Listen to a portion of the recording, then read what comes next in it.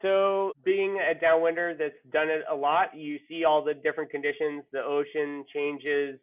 Sometimes there's big long interval swells. Sometimes it's just wind bumps. Sometimes the wind dies completely. Sometimes, dies and goes offshore. So you're got a headwind. And that's something that's so nice about downwinding is you're not reliant on the wind and you can just go on those days. It's not like if it's glassy, a mile offshore, that's still a good downwinder day because the bumps will go through that glassy patch and you have so many more days that are good. Where you really got to be careful, and I feel, responsible for promoting parawinging is it's not the same as downwinding with the paddle. You are now fully in the camp of being reliant on the wind. And so you got to be really careful because don't think that you'll be good all the time. A lot of people, when they're taking out parawinging, they're like, oh, it's great because I'll ride a small board and all this stuff. It's like, if it all goes south when we're downwinding, we're on a big old board that's just really easy to paddle. And that's your safety vessel. That having a leash is one thing. This is, first thing for safety, wear a board leash. I am sponsored by Kahoi. They make an Invis, leash. I wear that for parawinging or for downwinding onto a waist belt, and that works great. So you really want to stay connected to your board. That's one thing. The next thing is flotation. I wear a Vicobie V4 PFD. It's high vis. It has pockets for my tools. It has pockets for my waterproof pouch for my phone, which is communication. It can, you can have a water bladder on there if you want a lot of water or a little bit of snack. Your tools for you get to the end of the run. And, you can tie a little piece of kite string to it to attach your headphones or your hat or something. And so one of the things I would say is listen to music or bring a hat or something that forces you to need to wear the life vest. Because if your headphones are attached to your life vest, you're never going to forget your life vest because you want your music. It's awesome to have music there. I use bone conduction headphones, so my ears are still open. You can still hear your surroundings, and then it allows you to communicate. So there's a button on there that you can press. I think they're called the open swims.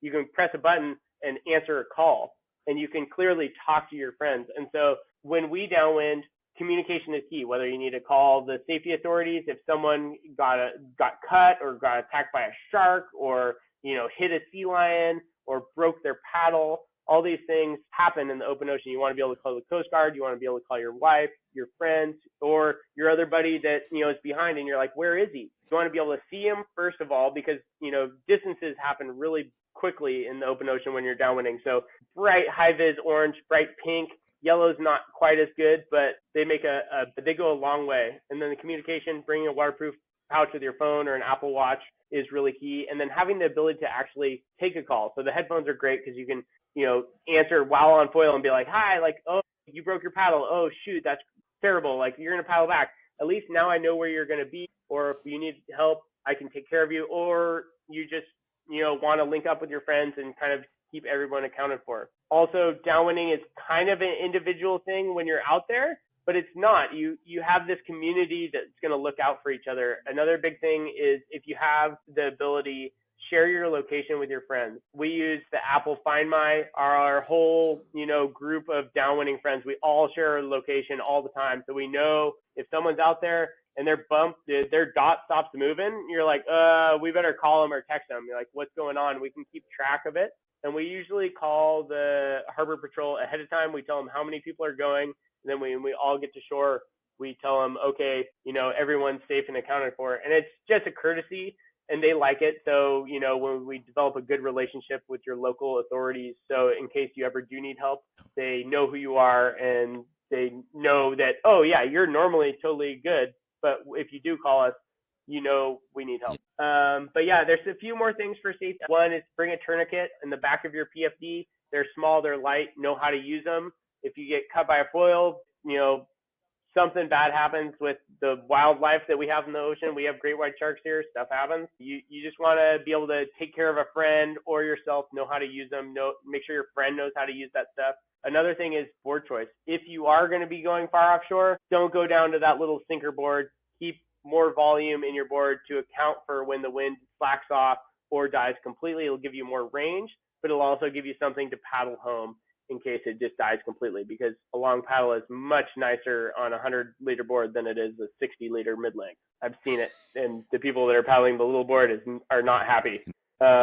One more, I guess, would be forecasting. I'm lucky to be involved with iKitesurf. They have a few different parts of their app that are really good for forecasting downwinding. When you forecast for just kite surfing or just winging or just parawinging in one spot, you look at your local meter and you're like, oh, it'll be windy from this time period to here. That's great. That's what I always use for kite surfing. But when you're downwinding, you're usually going point A to point B and you're covering long distances. Wind tends to travel, and then it'll start here early and then work its way down the coast, and it might die here and then keep going windy here. So they have some tools that allow you to look at wind while it moves. And I think it's a wind flow visualization tool, and you can scroll through the hours. And so, your normal thing would look like a map like that. And you'll see all those, and that's what I'm used to. But this is something called the flow map. If you go up here, and it'll show, where it's windy and show the little lines and stuff, and then you can scroll through the hours and see how it changes.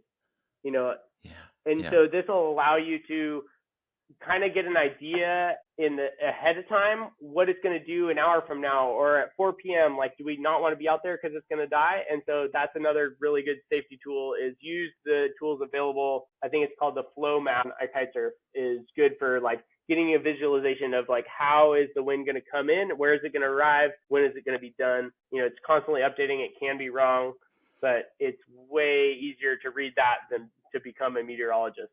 It sounds like a few things to consider.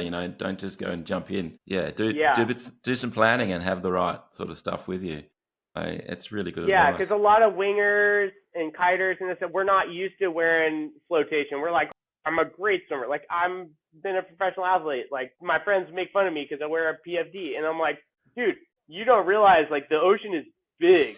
You need to be able to see your friend at a glance while you're on foil. Look maybe 2-3 miles back and just be able to see them like that, and be able to be like, okay, I can triangulate where all my friends are while we're clearing a headland and we're trying to get everyone together. So it's a smart thing to do. If you do, get hurt, it's just so much more relaxing to be able to float. Say if your leash ever did break, you need to be able to float. Don't be a cool guy and think that, you don't need flotation. Be a good example and just use the safety equipment, because then you're not going to become a burden on someone else, hopefully. Yeah, and then, sports get bad reputation because people are being rescued and all those sorts of things. So that if you don't have flotation and you're way out there, you might be toast before people come to you. You want to be able to at least tread water. Yeah.